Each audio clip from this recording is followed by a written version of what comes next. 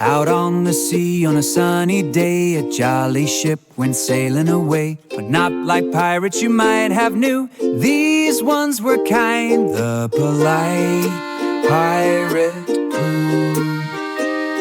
No art too loud, no stomping feet. They smiled and said, "Oh, after you, matey. Please and thank you, yes we do. Kindness is our pirate rule. Yo ho ho, we cheer for you. We're the polite pirate crew." First mate Finn found a treasure chest. "Would you like first pick?" he kindly suggested. Gold coins jingled shiny and new.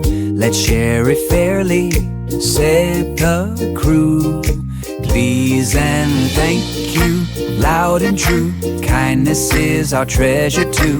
Yo ho ho, we follow through.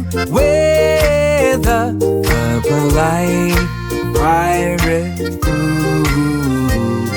A windy storm began to roar. The waves went crash on the wooden floor. "Hold my hand," said Sue to Lou.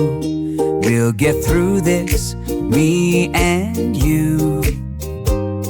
"Excuse me, pardon me," they'd say, helping each other along the way. No pushing, shoving, or grumbling sounds. Just happy hearts and manners all round.